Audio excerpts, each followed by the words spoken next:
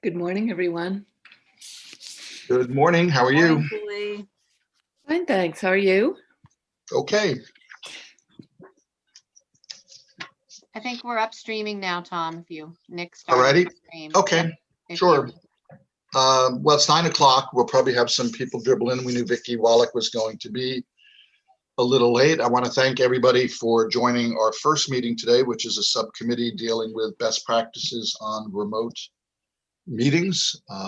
Trying, I think, in part to learn from the experience of our municipal partners as the state begins to do this more and more often moving forward. If we could briefly, I'm just gonna, and we'll probably have to do this twice, I know, but just I'm gonna ask people to introduce themselves briefly. And I'm just gonna start by how my screen is working and start with Amy. Hi, I'm Amy Beveridge here representing Broadcast Interest. Thank you. And Neil. Neil Goldberg here from Maine Municipal Association, legislative analyst. Thank you. Kate. Kate Dufour, the Director of Advocacy for the Maine Municipal Association. Thank you. Eric. You're muted. Eric Stout, the member of. Oh, can't hear you still. Can't really hear you. Hmm. Now we can. Go. Supposedly, I'm the member with background in information technology. Well, that we appreciate the irony there. Linda with a Y. Hey, good morning. I'm Linda Clancy, representing the Maine Press. Thank you. And Julie. Hi, I'm Julie Finn, and I represent the Maine Judicial Branch. And Judy.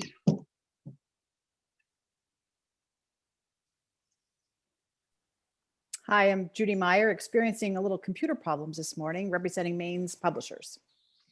Thank you all for being here. And as others join, we will have them introduce themselves as well. The first thing I would like to do is to find out if I have a volunteer who would chair this subcommittee.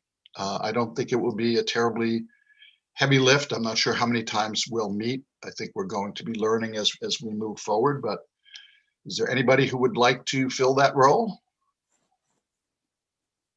If you all speak at once, it's really hard for me to distinguish between you.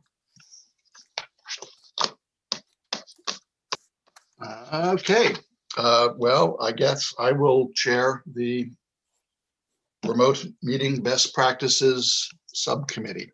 And if somebody determines that I'm doing just a horrible job and they want to step in, I will not be offended. We received a couple pieces of information in advance of today's meeting. The Maine Municipal Association did a survey, and we also received some administrative regulations from the state of New Jersey, talking about how they are handling remote participation. I don't know if Neil or Kate would want to walk us through the material that you guys prepared for us, but that would be appreciated. Sure, I'm just going to do a brief introduction and let Neil take you through his work. But, and I want to apologize ahead of time. I need to jump off at 9:45. I have a 10 o'clock, but Neil will stick along as long as you need him, want him. With respect to remote meetings, it's one of these silver linings in a completely dark pandemic, in that we have learned two important messages or lessons at the local level. The first is that remote meetings are an incredibly valuable tool, and a tool that communities, I think, have illustrated they can be trusted to use effectively. What we have seen is we have been able to continue government operations without skipping a beat. Some town offices were closed, some are still closed, some are open by appointment only, but we are still providing services. We're still registering cars, selling fishing license, hunting licenses, responding to constituent needs, administrating general assistance benefits. So through this technology, we were able to continue to meet, continue to make decisions, and continue to provide valuable government services, some of which included partnering with the state to help our residents educate our residents and guests with respect to what's expected when it comes to being in the public and in this pandemic. So very effective tool. The other thing we've learned is that it's not a tool for everyone. It's a tool that is specialized. It's a tool that some communities just do not want to use. They don't have the technology, they don't have the capacity. And I'm sorry, I want to move from the first lesson, which is we found in many communities that it increased public participation. Since people know where to go, they don't have to drive down to city or town hall. We found that a lot of people will just jump on a meeting and just listen for a few minutes, which maybe they'll hang on for the whole meeting. Maybe they'll just listen to one particular part of the meeting. But we find that tremendously important for two reasons: public participation. It's good for the public to know what local governments are doing.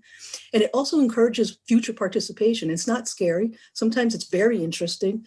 And I think it helps generate the next group of volunteers who might step up and run for council or the board, might serve on a planning board. So it's really good public engagement, which is what we need to make effective decisions. So back on the not a tool for everyone, I think there are some people that don't have an interest in the technology. You get very small rural communities that are happy to continue to meet in person, making sure that they are abiding by meeting limitations.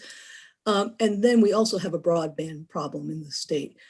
There are many areas that are underserved or not served at all with access to high-speed broadband. So absent that, I think these two things go together.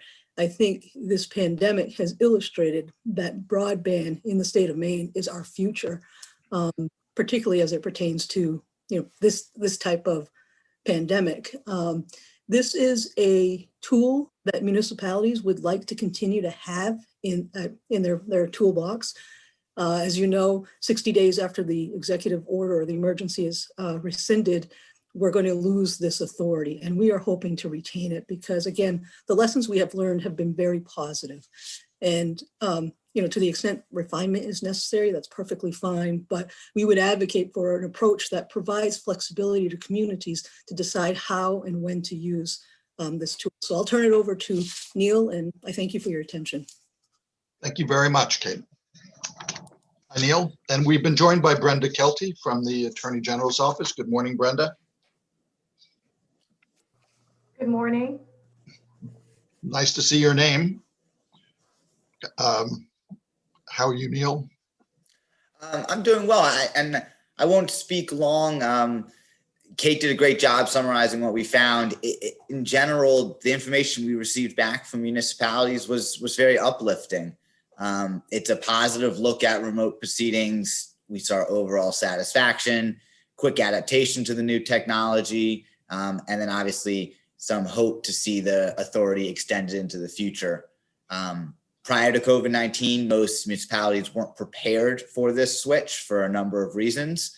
But as Kate pointed out, since the beginning of COVID-19, there's been a massive and quick switch over to it in a very successful manner. None of the mechanical aspects have been compromised. Things like roll calls, conducting votes, as well as making decisions. All of those things have continued as expected.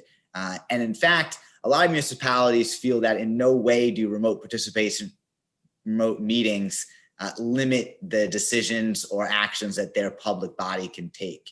As you've all seen just here today, we're able to meet, we're able to deliberate and then make decisions and actions. And that's what municipalities have found. We do see that there's general satisfaction with attendance and participation. We've seen attendance go up in most cases. It's hard to say if this is sustained going forward. Zoom fatigue is a thing, but so many reasons like allowing access to for snowbirds or keeping people away off the roads in the winter. Attendance is expected to remain high, as well as the online public commenting section has made remote meetings in general a little bit more orderly, which is a real positive. Some of the mixed feelings and perceptions are obviously technology and broadband. That's a big limiting factor for a lot of municipalities. And so focusing on that, what statewide would be beneficial. And then lastly, one concern for everybody is Zoom bombing and video conference hijacking. It has occurred many times across municipalities, school boards here in Maine in just the last few months. And so any plan should incorporate a policy or incorporate that. If given permanent authority, what we see is municipalities aren't rushing to suddenly conduct all their meetings remotely. In fact, many want to continue an in-person tradition and supplement that with remote proceedings, which is very just great to see. The number one use reported for remote proceedings would have been emergencies or would be emergencies, winter storm advisories, as well as instances where members can't attend for extenuating circumstances. Municipalities are fine with saying members have to be there in person 99% of the time unless they just can't, in which case they could still establish a quorum with 1 or 2 members remotely. So that's a general overview. Happy to answer any questions from what we sent you, but thanks for your time. Thank you. Before I open it up to questions, I just have a few comments, but I really want participation across the board. One of the things I've noticed when you guys do these surveys, we hear from a lot of Maine's smaller communities, but we don't hear from the big population centers. I think there are 3 municipalities in this survey that have more than 10,000 residents. Do we have any sense how this is working in places like Bangor, Portland, Lewiston, our larger urban centers? It's sort of interesting to me. We hear from the smaller, a lot of the smaller communities. Should I be reading anything into that, or is that who you typically hear back from? I would just say our larger communities are bombarded with surveys from everyone. So it's not uncommon that we don't hear. They're under tremendous pressures. If you look at what's happening, particularly with the homelessness populations in all of those cities, their attention is elsewhere at the moment. Yeah. Okay. So it's not uncommon. With respect to those 3 cities, I know for a fact that Portland's using it very effectively.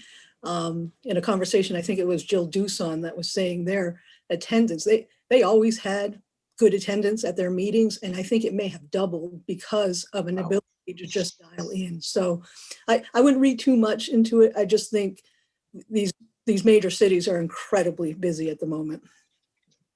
And my last question, then I'll open it. First of all, and thank you very much for providing this information. It's very helpful to me, and I assume it is to the entire subcommittee. Have people spoken about a different age demographic participating? And I'm wondering if, to paint with a broad brush, if elderly people are less likely to engage in Zoom meetings than younger folks who are more comfortable with technology. I mean, I sit here as an elderly person engaging in Zoom meetings all the time now, but I'm just wondering if any communities have talked to you about who it is participating and who they're not seeing that they may have seen in the past. And Neil, I saw your hand go up. Yeah, I think technology does create that digital divide for age, but the divide is actually much higher up the generational ladder than some would expect. The transition to remote meetings was for everyone, not just for municipalities and governments, for our school, for our work and our private lives, for our social lives. And so many people have now been accustomed to this. It was a global switch. So that divide is not as large as people really see. There has been increased attendance across a few demographics. I think young people are more inclined to attend a town hall meeting now. It also, remote meetings take away from some of the fear. I mean, if you have a public comment and you may not want to voice it personally in person, the remote aspect gives a lot of security. So we have seen more voices at the table, which is great. And Kate, I don't know if you want to add.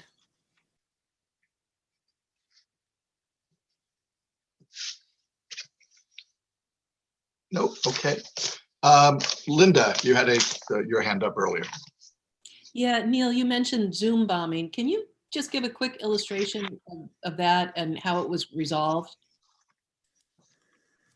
Well, in essence, it's a malicious actor, someone who has taken over control of your video feed. I believe Nick, the IT gentleman today, is running it. And so if someone was able to get into his controls or any manner of ways, they could put up, footage or things that you don't want out in the public. The fastest way to put a stop to that is to end the meeting and then maybe restart it with a different Zoom link. Personally, I bet Nick right now, if he's listening, has a better answer about how to defend against that than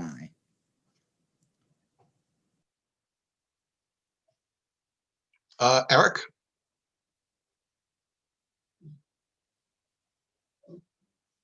You're muted.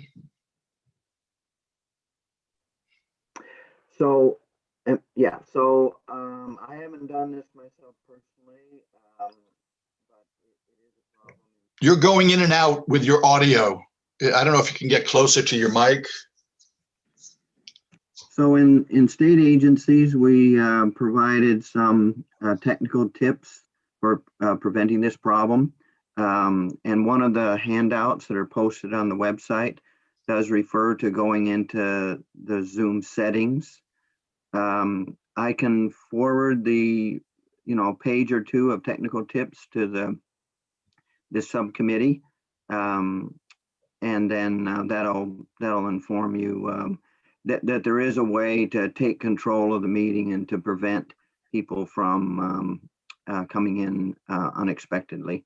But you have to have some, technical savvy to know those steps to go into the control settings, which I haven't done, but I'll send along. Thank you.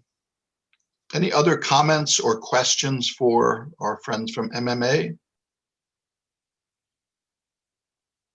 I want to toss out just a discussion point. I know that, and we may talk about this in our larger meeting, but we received an email yesterday from a gentleman talking about the difficulties of folks with certain disabilities to participate in some Zoom meetings or some remote meetings. Have we heard anything about that from municipalities, about people that might need simultaneous typing of what's being said and discussed on the screen? Has that come up at all in your discussions with municipalities? We haven't heard that yet. Certainly, we can envision a situation where people who are hard of hearing or sight might have difficulties, but I'm sure there are ways that we can get them into proper attendance. Okay. Tom? Julie. Yeah, I just wanted, I could get more information on this if you'd like it, because I'm just going on memory and what I've heard. But I believe the reason that Judicial Branch went with Zoom technology as opposed to other products, which we did look at, was because of the closed captioning and the features that Zoom offered for people who might be disabled in some way. And are they using that as a matter of course, the closed captioning, or did they use it upon request? I'm not sure exactly how the usage is going. But if, like I said, if you'd like more information on any of that, I can get that for you. Sure. I think it'd be helpful. And, I had some communication with Peggy yesterday, and I didn't introduce both Peggy and Colleen, who are on the call from OPLA. In some ways, it's more of an Americans with Disabilities Act question than it is a FOA question, but it does get to openness and transparency of government to make sure that all of our residents can participate in a meaningful way. Kate. I think it's also important to note that we are thinking about remote meetings outside of a pandemic where buildings are closed, there are gathering limits. And I mean, we envision a use where it's not all one or the other, where maybe it's a mix where the, the majority of the body is still meeting in city and town council halls. But there's an opportunity for one or two members to Zoom in because they're off island, for example, or they're on vacation or on a business trip, but want to participate. So I think our vision has been kind of tainted by this pandemic in that it's an all or nothing. But I think moving forward, you'll see more of a mix, or in an emergency like a snowstorm, rather than risking lives, maybe, we go that one time for remote. So I'd encourage you to think of it and hopefully when we get back to some level of normal where we can convene as bodies in the public again. And that gets to the point you raised earlier, that municipalities, large and small, might want this simply as another tool in the toolbox, so that once things do get back to whatever the new normal looks like, it's an option that they have to, one, increase participation, and two, to deal with emergency situations when a meeting could otherwise not be held. From the press side of things, the media side of things, what I know, Amy, in our last meeting, you talked about some of the benefits for media is you can watch more things at once because you don't have to be physically present at multiple locations. Are there other benefits you're seeing or challenges that come with this new technology? Well, I would say it also allows, it saves a lot of time. We don't have to drive everywhere. We don't have to spend time driving everywhere to get to a meeting. And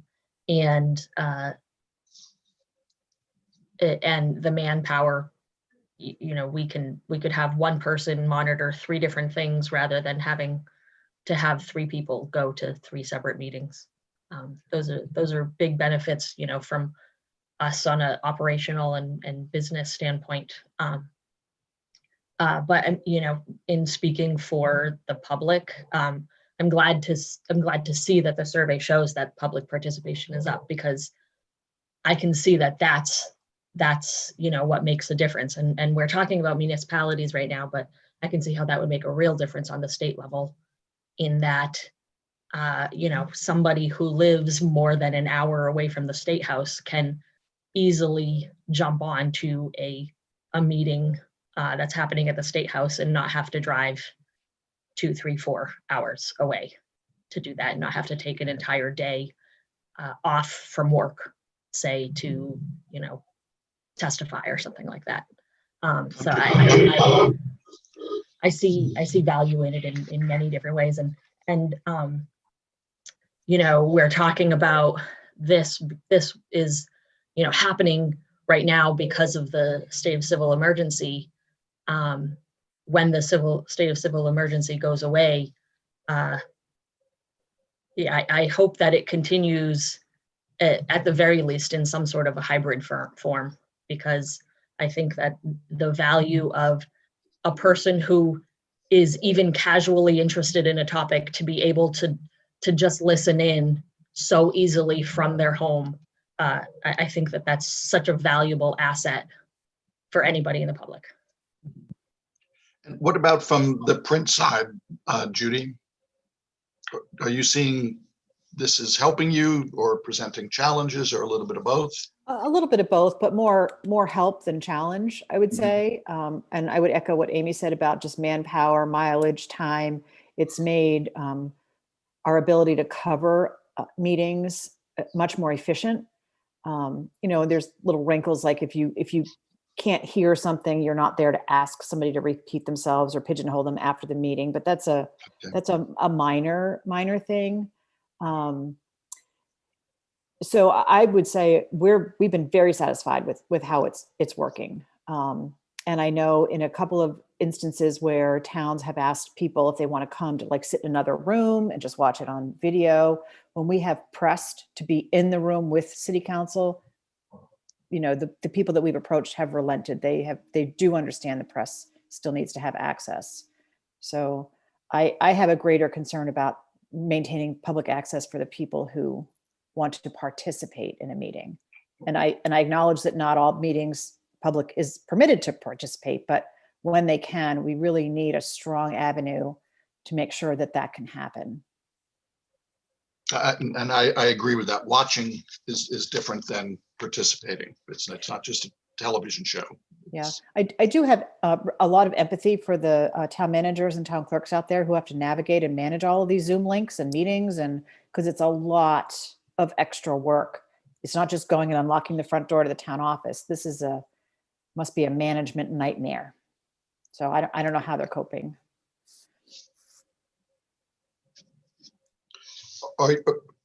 Either Kate or Neil, are you hearing from communities about the impact on personnel? The increase, is it an increased demand on their time? Someone's got to be paying attention to the technology side, where before you didn't have to do that. I mean, I think some of our managers and clerks are very adept at technology, and it was very quick for them to adapt. I mean, I serve on the Hallowell City Council, and our manager within a couple of meetings had us all trained up and ready to go. Other communities may have struggled at first, but I think they found their way. I think once you use the tool and you find the value, I think you find that members are quickly able to come up to speed. We had early on in the process, we had partnered with Bernstein Shore to do a Zoom etiquette kind of and don'ts type of seminar.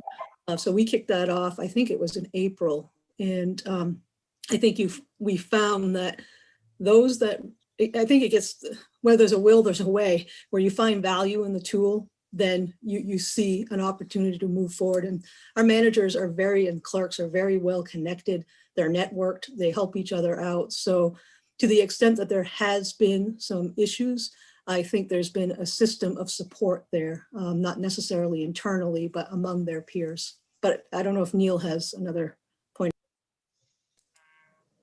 No, I think you're spot on. I think the only issue that might exist is available technology or updated technology and broadband that would have made it an easier transition, but no personnel changes truly.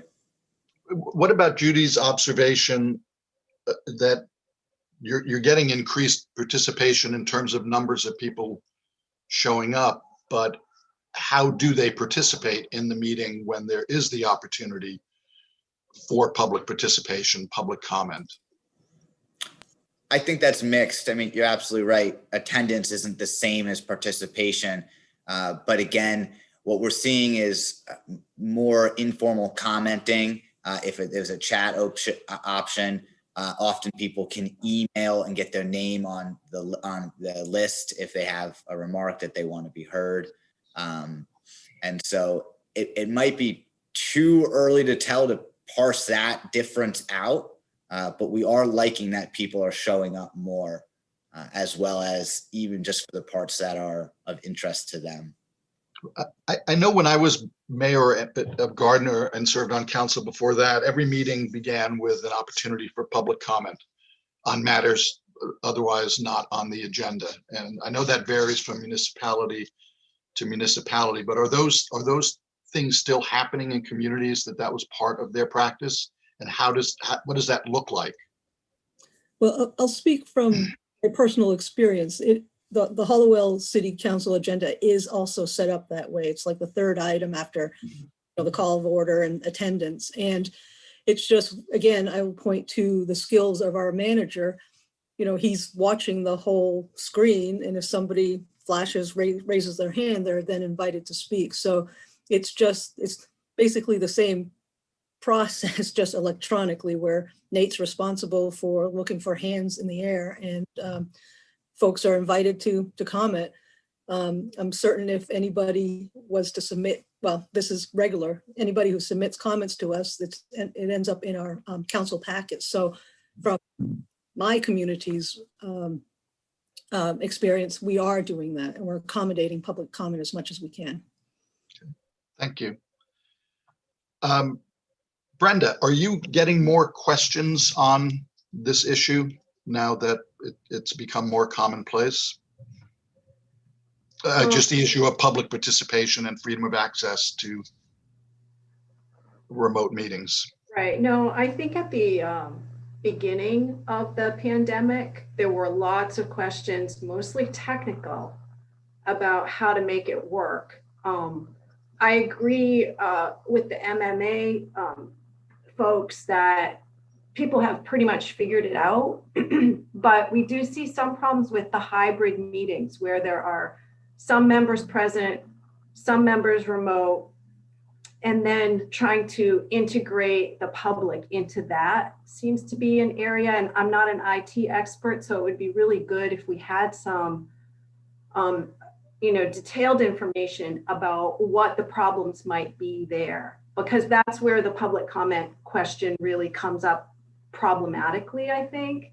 And if we're talking about post-pandemic, sort of a hybrid landscape, then if there are technical issues there, we would want to be sure that we've addressed them. But I don't see more questions now. As I stated earlier, I do have a question about the quality of participation, and there is this huge distinction between being able to watch a meeting and just to note that there are a lot of municipalities and other local and state level organizations that post their meetings online. So there is a high use of online posting to provide information to the public, but not always in real time. So sometimes that's, because I am looking at those all the time, going back and seeing what happened at meetings. And of course, the statute doesn't mandate that, but we see more and more just sort of this reality that being able to put what you're doing online opens it up even further. So moving it to real-time remote meetings, I think is sort of a natural next step. And the question is, do you mandate that? Or how much are we going to expect that to be happening? But I think the question for me is, what happens when it's hybrid, and how do you incorporate public comment in on the technical side there? That's the only place where I've seen any problems. Okay. Judy. So this is a question for Kate and Neil. How have the towns been managing executive sessions when the Zoom link is the same for the public portion of the meeting and the executive session? Are they able to, if somebody doesn't want to leave the room, are they able to kick them out? I mean, how do you manage that? Sorry, it's so Hollowell centric for me today, but we kick people out, we move them to the waiting room. And so so we use the Zoom program. And so Nate knows who has to be in the room. It's easy. It's the council and the mayor and our attorney. And then whomever is not on that list gets put into a waiting room. And once we've come out of executive session, that waiting room, anybody who's left in the waiting room is invited to come back in. Just like using the door, we're in council chambers, there's the door, it opens, you can come back in. Linda? Yeah, just to follow up on that one, when you come out of your waiting room, is the Zoom still going so that any motions made in executive session, then you conclude your meeting? And it's still on the record for if somebody's watching the next morning, they can go back and they can see you all exit into your room, then you come out and you make your motion. Okay. All right. Can I just follow up on one more thing? Sure.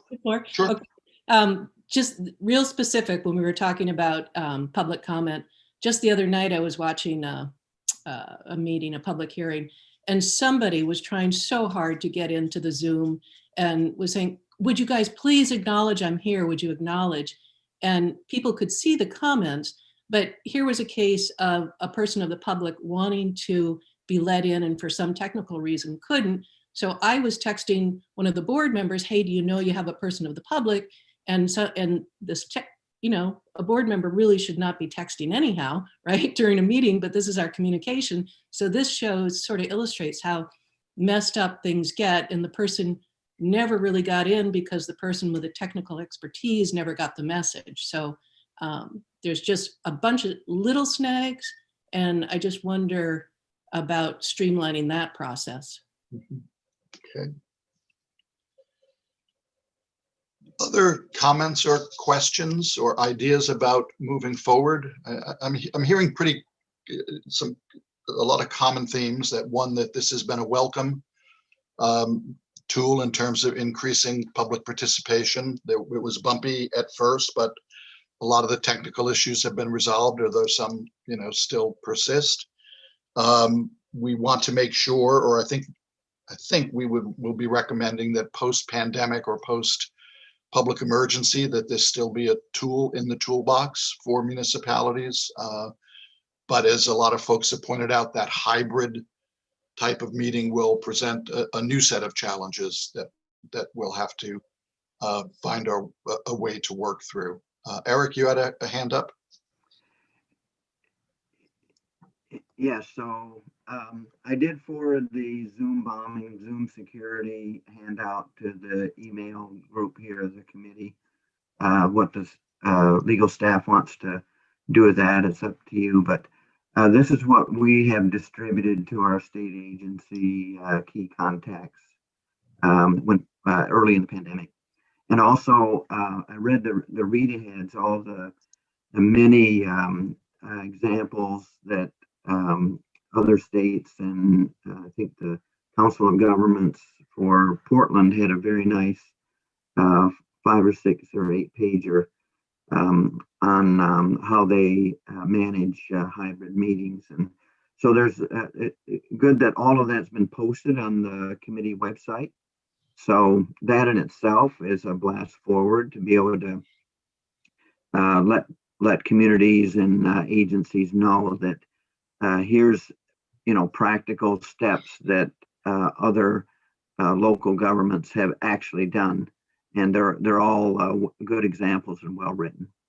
Right. So it would be very helpful, perhaps, to share those as broadly as we can with other municipalities, particularly smaller communities that might not be able to develop those policies on their own. So we don't have to have 400 folks reinventing the wheel here. And one other thing I failed to mention, and this has been a common theme in all of our meetings, is that if anything, and we've always talked about the lack of broadband and internet access based on geography, this is an issue that we just have to address in the state of Maine, that the broadband has to be accessible. And I've been on meetings where people in Portland have the same struggles as people in a small community in a rustic county. So it's not just a geographic divide, the geographic divide that you think it would be. If nobody else has anything else they want to raise or talk about, I'd like to know if you think it is worthwhile for us to continue to meet as a subcommittee as we learn more, particularly as we learn more about how the legislature is going to look like in operation, with how committee meetings are going to be run, and those sorts of things. So is there interest in continuing this discussion, realizing that we might have difficulty with staff once we're in session?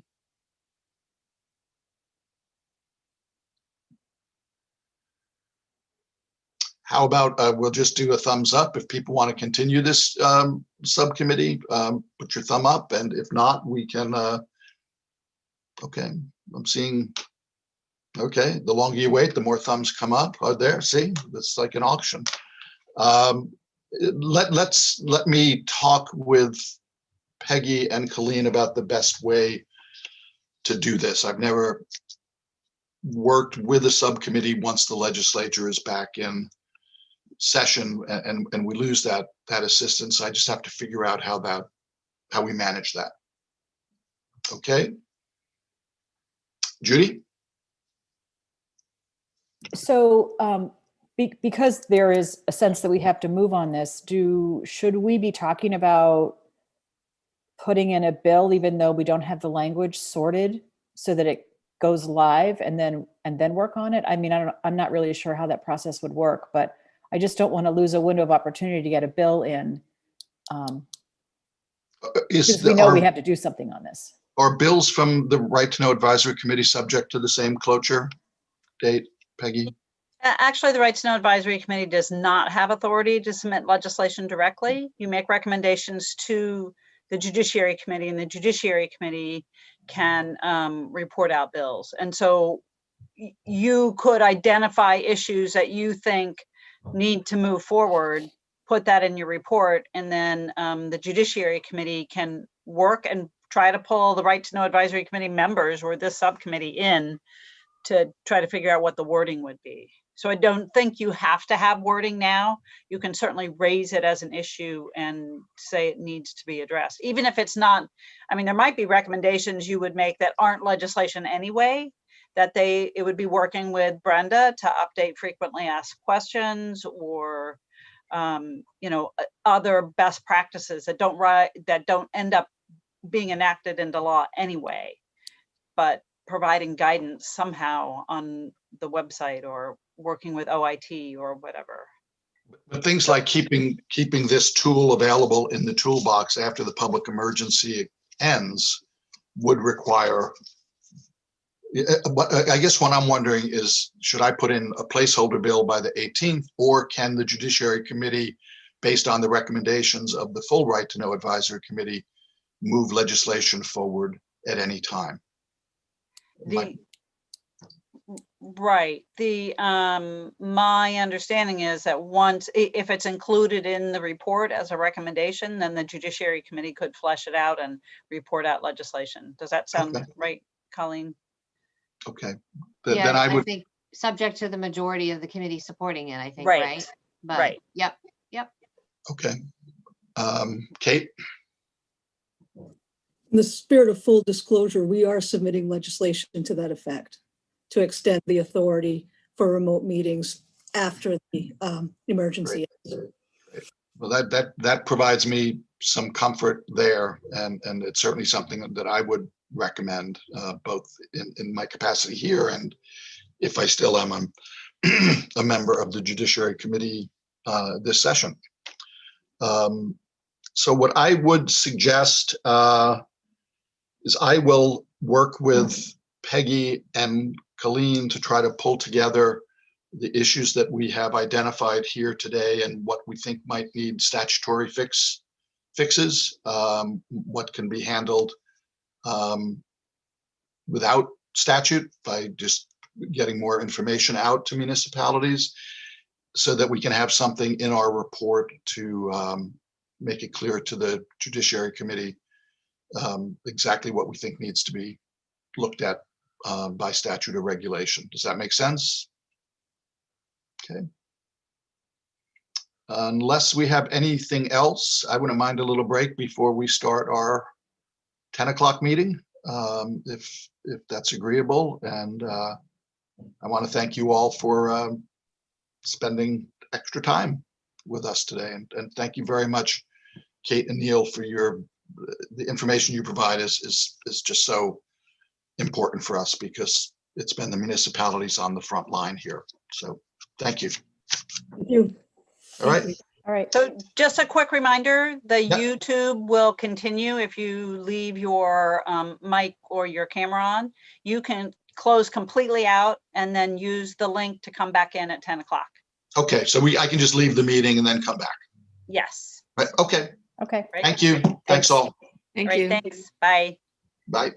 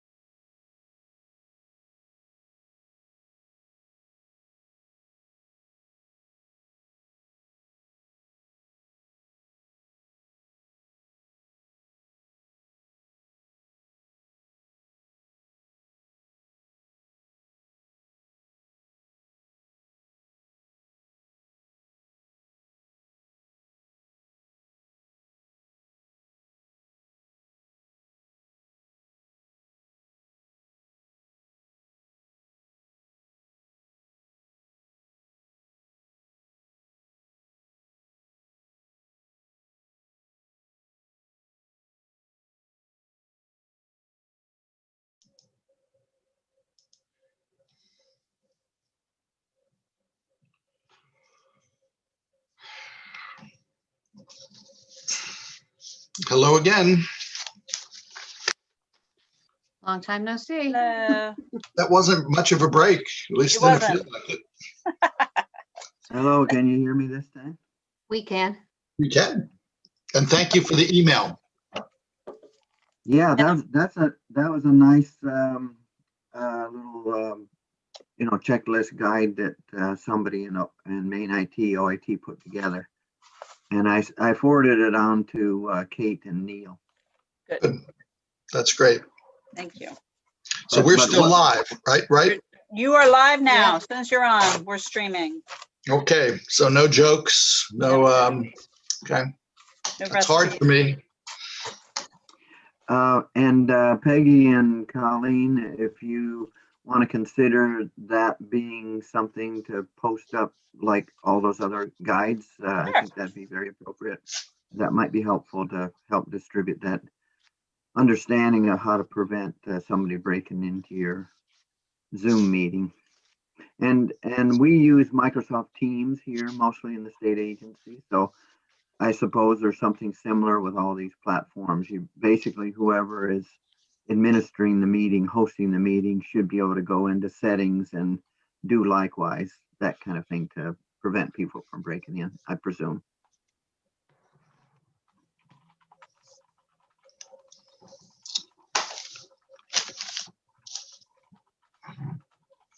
I see people having the ability to look outside. What's it like outside today? Is it another raw day or is it nice? Feels like snow. Does? You know that nice feeling? But we're going to get. I like that feeling. I can sort of smell snow in the air sometimes. That's right. It's different from ozone, isn't it? Yeah.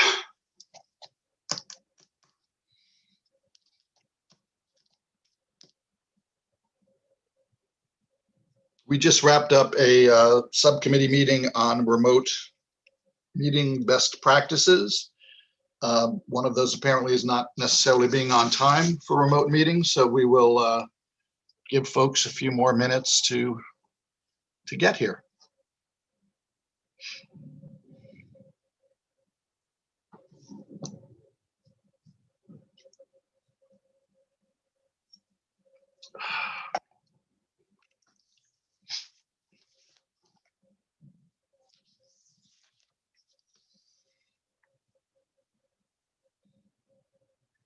And Peggy, I saw that Luke will be unable to join us. Did we hear from anybody else?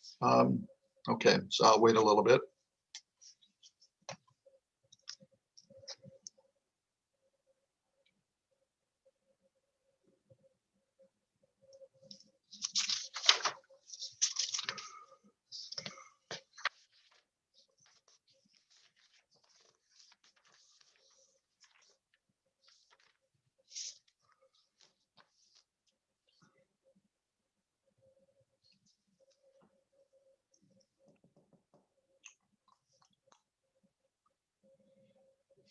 Jim, Eric.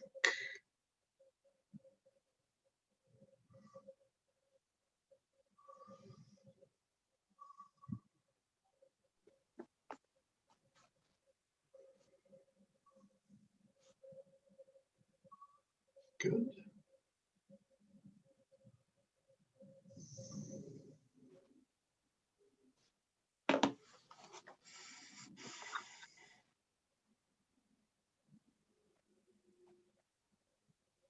Okay, I'm going to start up. We may be joined by others, but I'd like to get going so we can free up people's day as effectively and efficiently as possible. Thank you all for being here for the regular meeting of the Right to Know Advisory Committee for Friday, December 4th. I appreciate your participation. We just wrapped up a subcommittee meeting on remote meeting best practices. So we're learning about this new world that we live in. I'd like to again start by having people give a brief introduction. And I'll call on you based on how I see you on the screen. My name is Tom Harnett. I represent House District 83, which is the town of Farmingdale in the city of Gardner, and I currently chair this committee, co-chair this committee, and sit on the Judiciary Committee. Don't know what that's going to look like for the session that we find ourselves in now. So I'm going to start with brief introductions, beginning with Linda Clancy. Hi, I'm Linda Clancy, representing Maine Press. Thank you, Linda. Julie Finn. Good morning. I'm Julie Finn, and I represent the Maine Judicial Branch. Thank you, Julie. Suzanne Goucher. Suzanne Goucher, Maine Association of Broadcasters, representing broadcast interests. Okay, and Brenda Kelty, who I know is not on the committee, but is with us all the time. Hi, I'm the Public Access Ombudsman for the state of Maine. Thank you, Brenda. And Amy Beveridge. Hi, I'm Amy Beveridge, representing broadcast interests as well. Thank you, Amy. Linda Cohen. Hi, I'm Linda Cohen. I'm representing the municipal sector. Thank you, Linda. Kevin Martin. Hi, it's Kevin Martin representing government interests. Thank you. Eric Stout. I'm Eric Stout, the member with background in information technology, and I want to say that I'm in the learning mode with the remote technology like everybody else is. Well, thank you for your honesty, given that you're an IT person. And Jim Campbell. Jim Campbell, representing the Maine Freedom of Information Coalition. Thank you. Phyllis Gardner. I'm an Assistant Attorney General here as the designee of the Attorney General. Thank you. And Judy Meyer. Judy Meyer, I'm representing Maine's newspaper publishers. Okay, and if we were in alphabetical order, you would have been first. Taylor Asen. I'm Taylor and I represent the public. Thank you again, all, for being here. The first item on our agenda, which Peggy circulated earlier in the week, is a subcommittee report from the Public Records Exceptions Subcommittee, and that will discuss recommendations, and we will decide whether or not we need to take an action. Am I correct that the chair of that committee was that Chris? Julie now. Oh, it is. So great. So we can hear from Julie with the report of the work of that subcommittee. Is that where we should start, Peggy? And again, I always fail. We're also joined by Colleen McCarthy-Reed and Peggy Reinsch from the OPLA staff, without whom none of this would occur or be possible. And I see we've been joined by Vicki Wallach. Vicki, if you could just introduce yourself briefly. And Vicki represents school board interests. Is that correct? Okay, back to you, Julie. Hi, thank you. So the Public Records Exceptions Subcommittee, I believe we met 2 times.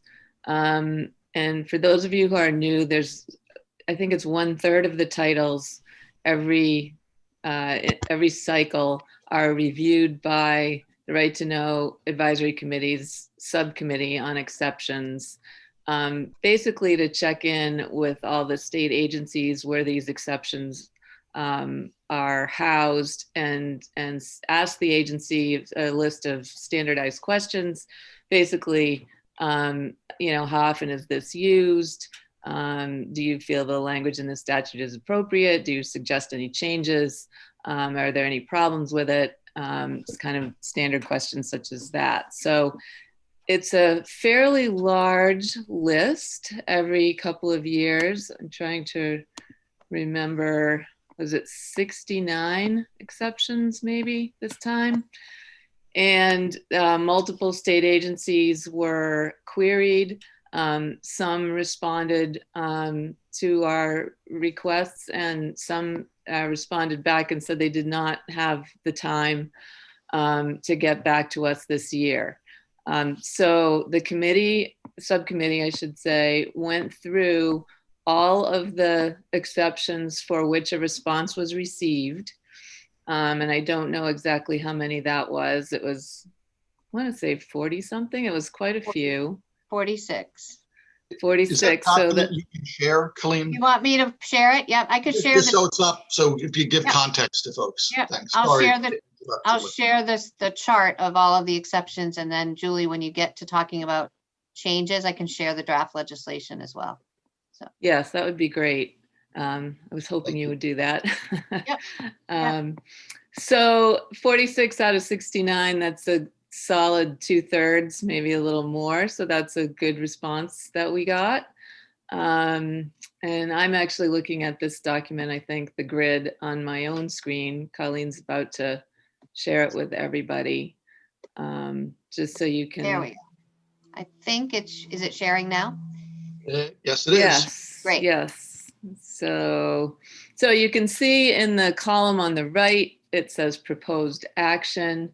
And, most of these we voted for no change because the agency was not seeking any change and seemed to think that the exception was appropriate and was working well for their business purposes. The ones that are blank are those for which no response was received. So there's a lot of blank ones there at the beginning, but there's also a lot for which we did receive responses. And we did review them one by one and vote on them. As you can see, those votes of 4-0. They were all unanimous votes. There are a couple, such as the one that's up there now, where we discussed, some matters, but ultimately the vote was for no change. I believe Colleen, is it 2? There are 2 exceptions for which a change was suggested. And I will say that they were quite minor changes. One was to make it sort of the language more up to date and more parallel to a similar statute.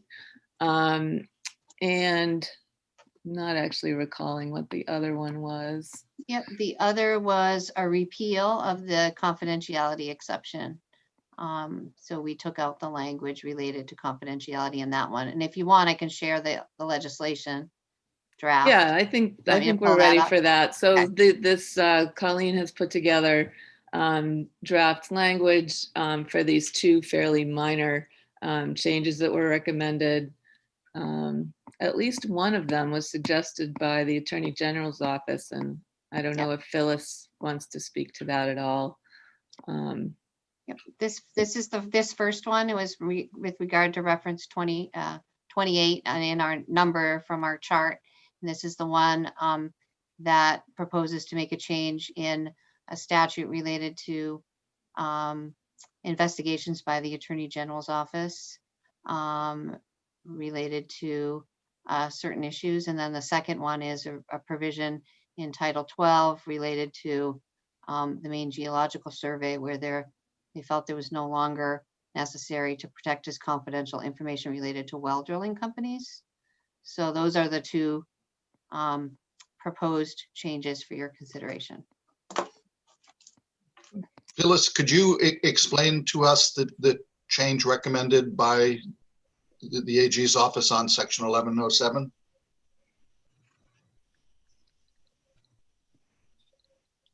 This is one where they're just trying to make it consistent with some similar provisions. These are investigations that are typically, the information is confidential. It's extremely difficult for me to read this on the screen. I'm going to see if I can make it bigger or find it in my papers. See if I can figure it out. If I can. Yeah, right. It basically allows. It's okay. I can. Okay. It just allows documents that have been produced in an investigation to be disclosed with consent of the producing party in court papers. And that's kind of consistent with some of these similar provisions for which I think no change was recommended. So it's just pretty straightforward.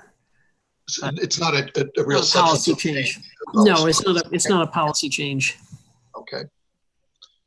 So other than those 2, Julie, everything else was either unanimous, no change, or the agency failed to respond. Is that?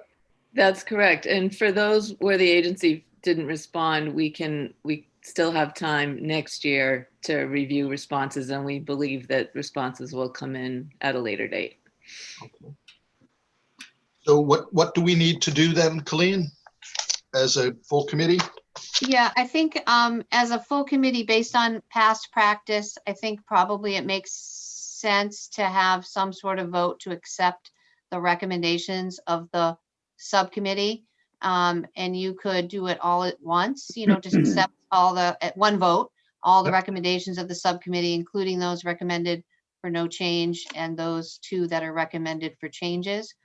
Or you could split it up, have a vote on the ones for no change and the ones for the suggested legislation. And as was mentioned in the earlier subcommittee meeting that we had, just to remind everybody, the Right to Know Advisory Committee itself doesn't have the authority to introduce legislation independently, but this would be a recommendation for suggested legislation that would be included in the report. It would go to the Judiciary Committee, and then the Judiciary Committee, if they accept the recommendations, would have the ability to put forward a bill to make these statutory changes. Okay, thank you. I would entertain a motion to do this all at once, if I could. This is Suzanne. This is Suzanne. I move to accept the committee's recommendations as a whole and refer them to the Judiciary Committee for further action. I'll second. So we have a motion from Suzanne Goucher, a second from Julie Finn. Is there any discussion? Seeing none, what's the best way to vote on Zoom? Do you? Let me stop sharing so you can see everybody, right? So I don't know how we've done it. You could do a raised hand or consensus, how we've done it in the past. We can. How about all those in favor, thumbs up? It's a lot of thumbs. It appears to be unanimous. Okay. Thank you very much. And thank you, Julie, for taking over the work of that subcommittee. Greatly appreciate. The next item on the agenda is a discussion, one that we had a lengthy discussion of at our last meeting, about changes regarding charges for providing public records. We have an amended or a review of a draft that Peggy and/or Colleen drew up based on our discussion. And is this the same thing? We'll go over the language and then vote on whether or not we recommend it to the full committee. So if you could share that, Colleen, that would be great, and just walk us through it.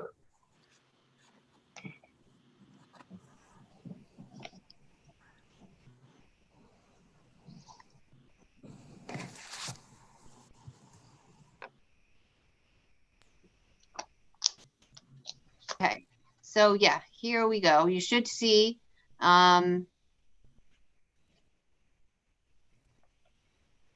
hopefully everybody can see on their screen now. This is the revised cost draft that we talked about at the last meeting and shared with you in advance of the meeting. And the change primarily from your last discussion, you sort of had discussed sort of different tiers, and in an interest in sort of making the proposal cleaner and simpler, the change proposed now for your discussion purposes is the current law allows 1 free hour, and then after that a charge of not more than $15 per hour for staff time. And the proposed change that you'll see in paragraph B there is that there'll be no charge or fee for the first 2 hours of staff time. And then after the first 2 hours of staff time, the agency or official may charge a fee of not more than $25 per hour. You'll also see language at the bottom that was added based on your previous discussions that would clarify that the agency has the authority to retain any fees or costs collected under this section. And that is rather than have them go to the general fund, which is that's the idea, or that there might be some concern on part of some agencies that they don't have the ability to retain the fees. So this would be a way for them to recoup and keep those. Okay. As Colleen mentioned, we've had many lengthy discussions on this statute in prior meetings, and I want to again thank Phyllis Gardner for suggesting this simplified language, and I would entertain a motion to accept this and make it a recommendation to our report to the Judiciary Committee. Do I have a motion? So moved, Jim. Okay, motion made by Jim Campbell. Do I have a second? I'll second it. Seconded by Linda Cohen. Is there any discussion? I know some of you may not have been here for that meeting, but if there are any questions or discussion, now would be the time to let me know that. And I had a sorry, Phyllis. I just had a more of a technical drafting question. I was curious. I suspect that Colleen or Peggy, you obviously could have just taken 15 and changed it to 25 and changed first to second. But I assume you thought this would be clearer, that do people have some confusion when they're trying to read the free hour? And so you were trying to just break out the 1 and 2 to make it more crystal clear. Yeah. Okay. I mean, sometimes with the sentences run long, I don't know, it's just easier to break it up in terms of drafting. So that's really a drafting suggestion. You could do it, certainly do it the way that you suggested as well. Linda Clancy. The discussion on option B had a little bit of verbiage about posting on the website prior. Did we talk about including that one? That little few sentences with this? We did do you not. Remember, do you want me to go there? It was prior to the date of receiving the request, an agency or official has posted on the agency official's publicly accessible website documented written policy that specifies the applicable conditions, etc. I think that that was in relation to agencies having many different policies about what the cost would be. If I understand correctly, this would make it one cost system across all agencies, and therefore it wouldn't be necessary for anybody to post their individual cost estimates. I think that was what we had thought about. Yeah. I think that's right, Jim. Does that still give you pause, Linda?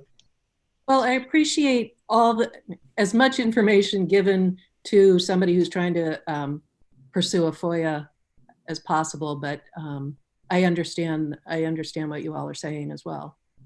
Okay. Any other discussion? Eric? Just to build on what Jim was saying, it was really tied to when it was the actual cost of somebody's salary, for the high hour requests, to recoup like an attorney's time, and then it got too complicated about, well, who's charging what. So that provision about posting that in advance was related to that. Now it's just clean $25 an hour above 2. Any other discussion? Yes, Judy? So I just want to put out there that I'm not going to support this in this form, because what has fueled this conversation from the start has been nuisance requesters, commercial requesters, and excessive or large requests. And I'm not comfortable changing the statute fees for everybody when we're trying to tackle those 3 issues. And I think there's a better way or a different way to go about this without inflicting a change of fee on every citizen, well, not even citizens, on every person who may submit a FOA. So I'm going to vote against this, and I would, Peggy and Colleen, ask that my minority view be reflected in the report. Okay, thank you, Judy. Any other discussion? Eric? Just wanted to add that for those of that saw that, the Maine Municipal Association presented a very thorough study of feedback from 40 some, I think it was, municipalities. And the majority data coming back was that the cost was averaging in the high 20s, as I remember, for like actual cost.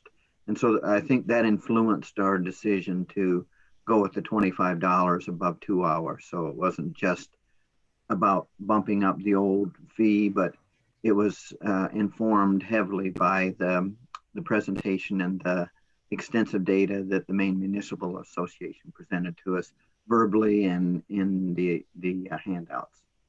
And I think that's right, Eric. It does reflect a compromise, but every member is entitled to still have their view and vote as they see fit, and have that noted in the recommendation. Any other discussion? Seeing none, I will ask all those in favor to put a thumb up.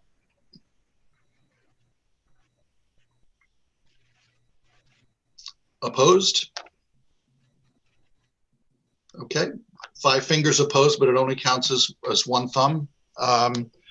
So you have the vote recorded. They're all in favor except 1 opposed, and that will be noted in the report to the Judiciary Committee. Thank you all very much. The next item, item number 4, is a discussion of the recommendations from the 14th annual report that were not enacted due to our entering the COVID world.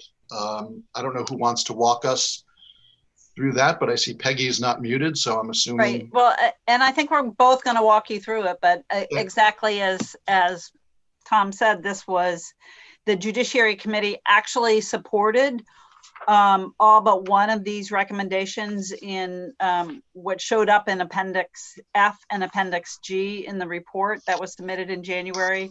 But, you know, the legislature adjourned, so they weren't able to get those through the whole enactment process. So we bring them up to you in case you want to revisit them and put them forward again. It's not that we're saying you have to by any means, but we just want to remind you that these are still kind of pending recommendations. Thank you for that. And do you want to walk us through them quickly? I know you sent the materials right in advance, but I'm not sure if everyone's had a chance to review those. So if you want, I can try to share my screen. Is that Oh, you want me to try to share, or do you want to, and you talk, or whatever you want? Well, the first one's actually yours, Colleen. So the FOA training law. Are we going F? Yeah. Yeah. Okay. Oh goodness, I can see why you were having problems. Yeah, you've got it. You've got to. Okay, got it. You got it. Okay. Yeah. I had figured it out. That's why I was. Oh, I thought I had it. Oh, where'd it go? Let me do it. Okay, go ahead. It's you have to pull up if you have more than one document, it's hard to share it all. Yeah. Okay. So I think I'm sharing now, right? Yes, you are. Okay. Yep. This is Appendix F, and I guess the first one was me that I handled last time. So I'll walk you through this first recommendation. This was a change related to the FOA training law, the requirement in statute that certain elected officials and appointed officials, as well as public access officers, are required to have FOA training. And the legislation made some clarification related to the timing of when the official or public access officer shall complete the training. The standard in the statute is not later than 120th day after the date the official takes the oath of office. It was in the prior law, and we've just clarified that as 120 days after the date the official assumes the person's duties as an official who's required to do the training. And then the additional change relates to who is required to complete the training. And in subsection 4 of the current law, it sets out who, in addition to public access officers, are required to complete the training. Certain officials like the governor, the attorney general, other constitutional officers, members of the legislature, elected county and municipal officers. And then you'll see the additional change recommended by the advisory committee last time related to changes to paragraphs F and G. for clarifying the specific positions of certain municipal officers, clarifying that municipal clerks, managers or administrators, code enforcement officers, and deputies for those positions, as well as planning board members, would be required to complete the training. And with regard to school boards, the clarification in the statute specifies superintendents, assistant superintendents, and school board members of school administrative units. What was in D? D was something that was repealed previously. And so just because of the context of the legislation, we keep the paragraph D, even though the language has gone away. I think it related to a prior description of some of the municipal officers that were required, and it was sort of repealed and replaced by the later paragraphs E, F, and G. So. Okay.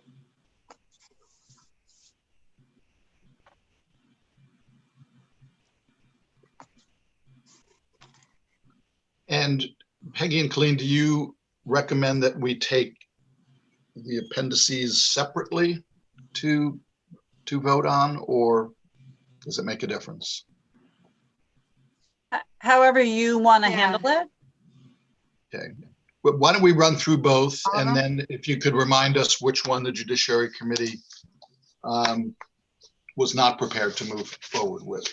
Sure. Okay. So the next one was about capping copying costs. Yep. And this was actually not a separate, ended up not being a separate bill. It was the amendment that replaced Representative Harnett's bill 1575. And right now the law just says you can charge a reasonable fee to cover the cost of copying, and this would limit the reasonable fee to no more than 10 cents per page for a standard 8.5 by 11 black and white copy of a record. And a per page copy fee may not be charged for records provided electronically. Doesn't mean that you can't charge a fee, but you can't do a per page fee for electronically transmitted records. Okay. So the next one is, and this is what the Judiciary Committee, they didn't spend a lot of time on it, if you remember, Tom, but they did not add these two criteria for looking at both proposed public records exceptions, which the Judiciary Committee would use that criteria, and also for the Advisory Committee when doing the review of existing public records exceptions. And that it's really the same criteria. It's in two places. Whether public access to the record ensures or would ensure that members of the public are able to make informed health and safety decisions. So that would be something that either the Advisory Committee, or I really see it initially happening with the Judiciary Committee, when somebody proposes a bill that makes information that is in the hands of the government confidential. One of the things that the Judiciary Committee would initially apply is, does public access to that record make it more likely that members of the public would be able to make better health and safety decisions because they have that information? And we made the decision that we wanted that to occur. As a committee. Advisory Committee did. Advisory the Committee. Judiciary Committee did not. Did not. Okay. Without a whole lot of discussion. Right. The next one is amending the membership of the Right to Know Advisory Committee, and it was to add, this is the last one in Appendix F, one representative having legal or professional expertise in the field of data and personal privacy appointed by the governor. So the Judiciary Committee did unanimously support this. Where they did split was adding some language to the overall appointment of Advisory Committee membership to include diversity. There was some standard diversity language that the Judiciary Committee thought was important going forward. So the committee kind of split on that, but paragraph O, they were unanimous about supporting. And then that's it for Appendix F, and we can talk quickly about Appendix G if you want, which was to change the membership of the Archives Advisory Board by adding 3 members. 2 members. So if you remember, the Archives Advisory Board was completely reworked in the first regular session by the State and Local Government Committee and working with the Secretary of State's office that the archive serves under, the state archivist serves under. So the Archives Advisory Board was reconstituted to kind of focus more on the value of the records rather than kind of more just historical considerations, and which records should be. The Archives Advisory Board establishes the record retention policies for all of state and local government.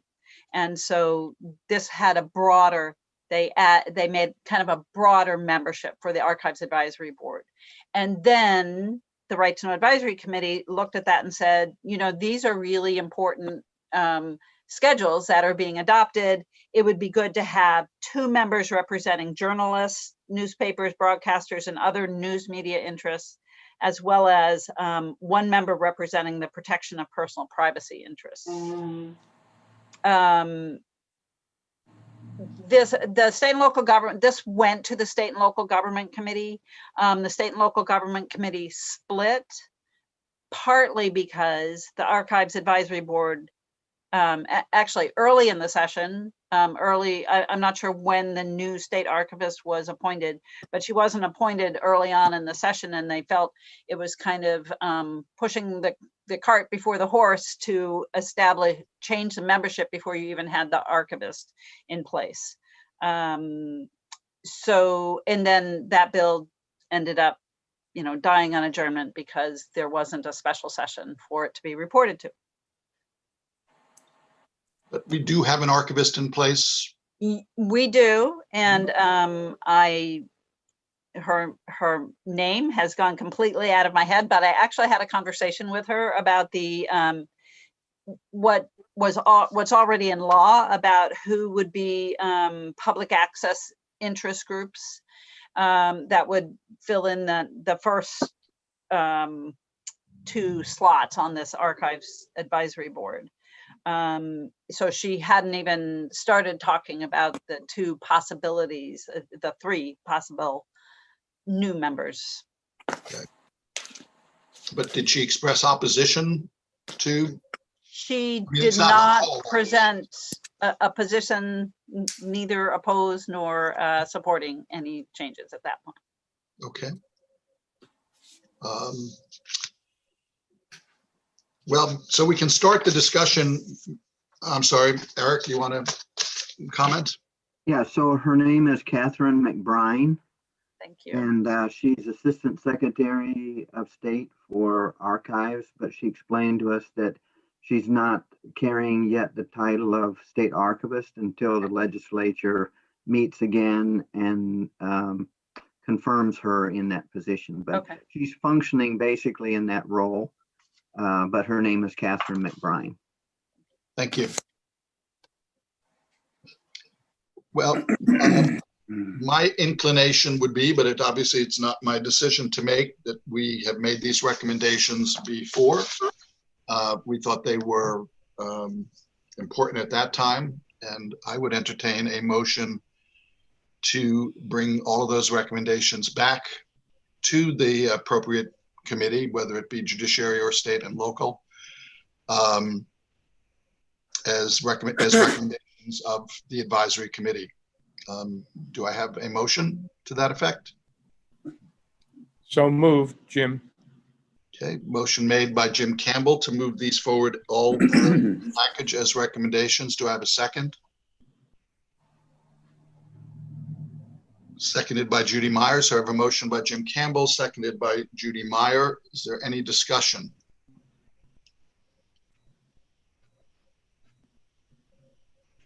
Seeing none, I will ask for a vote by our new voting method. All those in favor?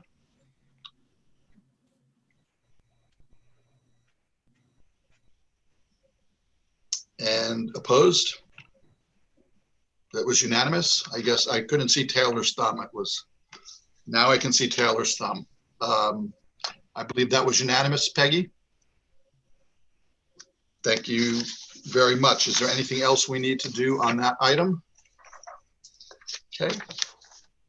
The next item, we have too many papers here on the agenda, is a discussion of the remote public meetings subcommittee that met for the first time at 9 o'clock this morning. It began with a request from the chair of the full committee to have a volunteer chair of the subcommittee. That request was unheeded, and I became the chair of the subcommittee as well. So I will try to give out a report just based on my scribbles that I took during that time. We were joined by two representatives of MMA who had done a survey of municipalities around the state to find out their experiences with remote participation during COVID-19.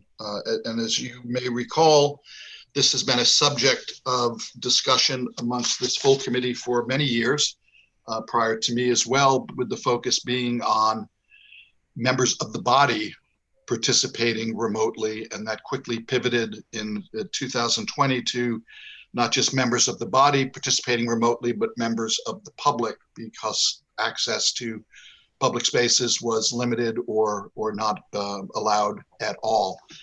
And we heard from 43 municipalities of varying sizes, at least 3 of which had populations in excess of 10,000. And the general theme was that there were some initial technology problems, but that most municipalities really liked having this process available. They found that it increased participation because it was easier for people to participate remotely without the need to drive down to their town or city hall. They could be at home, tune in for parts of the meeting that they were interested in, and use their time most effectively. So communities were very pleased with that aspect. The sense was that they want this to continue to be a tool in their toolbox even after the public emergency is over. And they would want some statutory changes to make that occur. MMA did point out that they plan on introducing legislation to that effect, but they also asked us to, and I think there was make a series of recommendations to the Judiciary Committee to consider necessary changes. There was also discussion that there will be challenges when we have more hybrid meetings where some people are participating in person while other people are participating remotely, and we will need to address those as we see those unfold. I failed to mention that we also heard from members of various branches of the media that their jobs, that remote participation in some instances makes their job a lot easier in terms of assigning personnel. They no longer have to send personnel to 5 different town meetings or city council meetings on an evening. They can watch those remotely, and that has been very effective for them. There are concerns about how executive sessions are handled, but that was explained to be moving pretty smoothly. And then I think the other issue, and anybody else who's on that call can jump in, is that there was a discussion that simply being able to watch a meeting is not the same as being able to participate. Many city council meetings begin with an open comment period. We learned that municipalities that do that, some of them it's working very well, others are having some difficulty. So we need to make sure that in instances where the public is entitled to participate, either by custom practice or by statute, that that's provided in a way that is effective for them, and that participation can be had the same way it was had when meetings were held in person.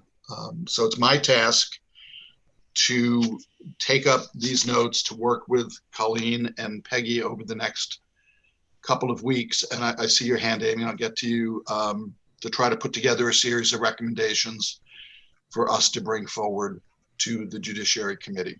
And Amy, you want to supplement or correct anything I said? The only thing that to add is that I think that the one biggest obstacle was the broadband access really across the state. That's really important to mention. Right, and I'm looking at my all caps here that says broadband as the #1 issue, and it's not simply a rural issue. We're hearing instances in cities like Portland where people are being knocked off the internet. And if we are going to rely on this as a way for public participation, we have to provide our residents and our municipalities with the tools and utilities to do so. Eric? So we didn't really cover it verbally at the subcommittee meeting discussing it, but prior to the meeting, the Office of Policy and Legal Analysis staff had posted about a dozen examples on the Right to Know Advisory Committee website for this meeting. And so those are very helpful. Other states, local governments, including Council of Governments for Portland, Maine, have put out, and a dozen others, are very instructive, that people don't have to try to figure it out themselves. They can look at these best practices and guidelines and tips, and there's a lot of commonality, but they're all worth looking at. So I just wanted to put that out there for the broadcast, for the record, that those are very helpful to be posted on the Right to Know Advisory Committee website. Thank you for that, Eric. And one of those was a series of regulations from the state of New Jersey, I believe, that they had adopted. And I guess the other thing that I will try to tie in when I am able to pull this all together is that while some of these might require changes in statute, not all do, and it might be questions of training that we could work with Brenda in the Attorney General's office with MMA about, for lack of a better phrase, it was called Zoom etiquette, how to prevent Zoom bombing or meetings being taken over. But not everything requires a statutory change, but some might. So I am not sure, Peggy and Colleen, if I don't feel in a position to vote on this right now because we don't have anything fully developed in front of us. Would we need to meet again to vote, or can we vote after circulation and consideration by members of the committee? Being the chair of the Right to Know Advisory Committee, I probably should know the answer to that, which I'm guessing. And you know that the answer is you would need to meet again. Oh, really? Okay. But we could have a brief, we've done our required number of meetings. That's a minimum, right? That's a minimum. I don't say the minimum, we have met the threshold, but okay. But we are free to do more, but we can do another one when this is developed. Yeah, I mean, Colleen and I think that it would not be taking us away from our normal committee duties to do another Zoom meeting. We're not technically supposed to be staffing during a legislative session, but your report's not due until January 15th. But you also might want to think about whether you need very specific recommendations on this rather than maybe some more general language that's more aspirational, hoping that the legislature, directing the legislature to try to figure out what needs to happen in the statute, especially to make what passed in Part G of Chapter 617 that authorizes this temporary remote meeting authority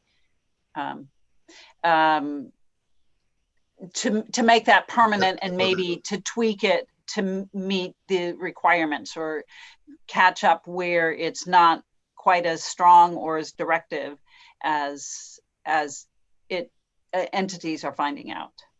Okay. So I just want to give you some options there. Okay, and that's something that we can talk about offline, you, me, and Colleen, about how to pull that together, correct? Linda, I saw you had a hand up. Linda Cohen. Yeah, I just wanted to make an observation. So I've been in municipal government for, well, over 30 years now.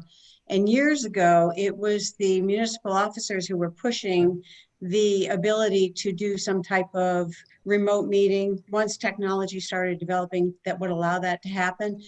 And in Monmouth, during March to June, we were doing remote meetings and following all the guidelines that were passed down to us, which I thought were excellent. And then we went back to in-person meetings in a huge space. And it's ironic that now it has been the public driving us back to having Zoom meetings because they feel safer. They feel like they can participate from at home. They can hear better. You know, for those municipalities that are small and maybe don't have nice auditoriums or microphones set up where people can really hear well, or if you have hearing impaired individuals, the online apparatus is making it easier for people to participate in those meetings. We did have a meeting Wednesday night, and our chair, who was on Spectrum, actually kept getting cut off. So that is definitely an issue. But I think if we could just go forward with having the ability to do it and flesh it all out, whether it's through rulemaking or, you know, statutory language at some point, I just want to be able to continue to do it. I'm not sure our select board wants to continue to do it, but having that option is really important. And that's something we heard from the municipalities that responded to the surveys. They want it as a tool in the toolbox to use when they think it's necessary and appropriate. And we also heard that the ability to have closed captioning on some platforms will open meetings up to those that are hearing impaired or might have other challenges, so that there are ways to bring in even more of our population of citizens and residents to participate in the public forum. Eric, and thank you, Linda. Yeah, so Tom, you have mentioned a couple, 3 times about access versus actual participation. And in the materials that the staff had posted on the Right to Know Committee website, that was a common theme, is that states and local governments were trying to lay out guidelines and best practices for the careful and selective ability to have people participate. But, you know, I don't know if we can get there, but this meeting itself is accessible to the public through YouTube, but they're not able to actually participate by, you know, texting in or emailing in or phoning in or being put in a waiting room. So it'd be good if we can, you know, eat our own cooking, I guess, or eat our own dog food. If we can get to that point, I think it would model best practices. Good idea. But I don't know what the challenges are there. But just wanted to emphasize a point that you made, and that in a lot of the dozen guidelines that are posted, they do address, you know, how these other states and local governments are dealing with actual citizen participation. Right. Attendance doesn't equate with participation. And I now have a new cliche. I didn't know about eating your own dog food. I've not heard that before. But any other comments or questions on this issue? Seeing none, I will move on to the item number 6, which is, are there other issues that anybody wants to discuss prior to adjourning. This is Suzanne. Before we leave off that last issue, so is it the consensus that we're going to develop something for consideration and hold another meeting? Yes. Okay. At least that's my consensus. But I guess I really can't form a consensus for everybody else. That would be my recommendation. And if anybody has a strong opposition to that, if you could let me know right now. I think it could be a quick meeting. It's just to do things in an open and transparent way, which we should model, correct, Peggy? Okay. All right. Thank you. Phyllis? I just had a question in reading the draft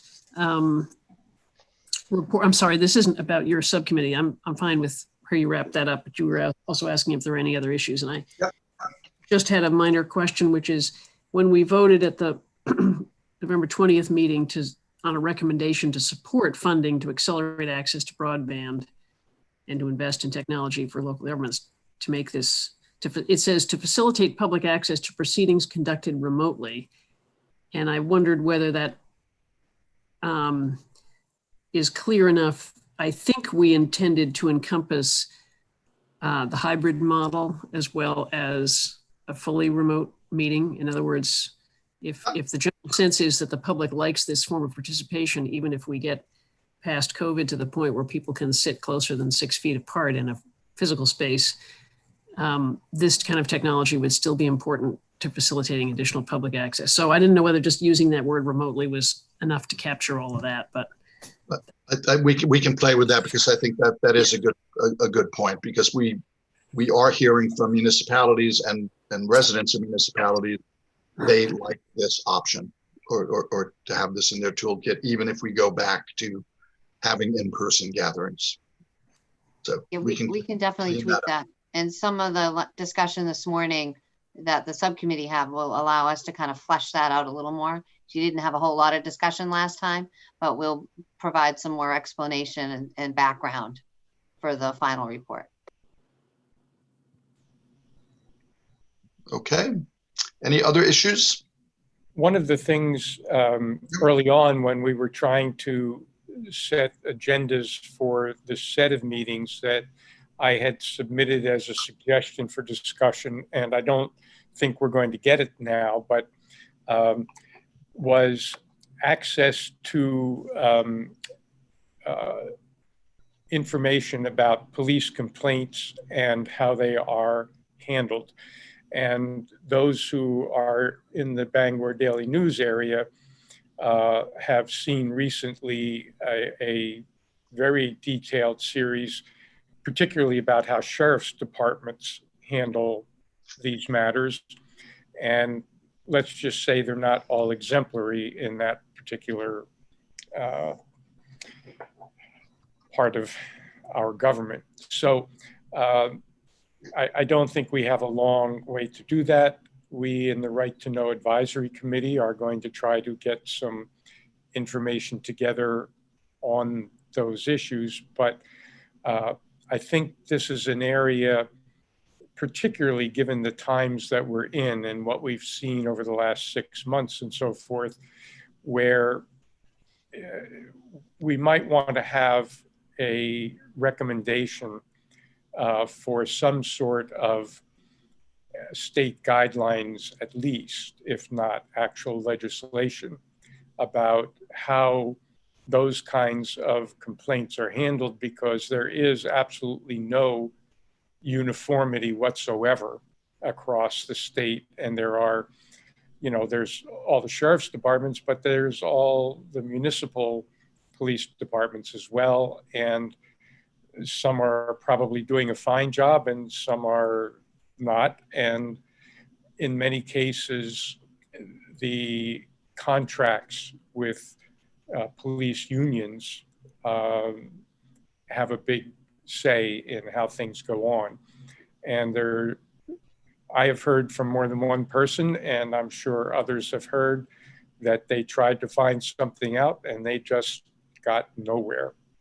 So I think this is an issue we obviously don't have time here, but I would definitely like to have it noted that it's an issue of concern, and that perhaps in our next round of meetings, we will try to take a look at that. I think that's a great point, Jim, and I thank you for bringing it up. I will point out, I've been following those articles in the Bangor Daily News, and just a small slice of it is the use of non-disclosure agreements, mandatory non-disclosure agreements when cases are settled, where people that are victimized, who have suffered forms of harassment or abuse, in order to resolve the matter, are required to promise never to talk about the matter again and disclose to others what happened. I had a bill in last year to ban mandatory non-disclosure agreements because I think they're bad public policy. It came out of committee, never made it to the floor, and faced some resistance in the governor's office that we're trying to work through. That bill will be back in, not as something from the Right to Know Advisory Committee, but as an example of promoting transparency in both the public sector and the private sector, so that the information like this is not hidden from view. It doesn't address. Tom, do you remember offhand what that bill was called? It was an act to ban non-disclosure agreements. I think it was LD 1569. I'll get it to you. I'll get it to you, but it will be back in. Okay. Any other issues that people would like to weigh in on? If I could just mention, so you vote, at the beginning of all these meetings, you voted on issues that you wanted to cover.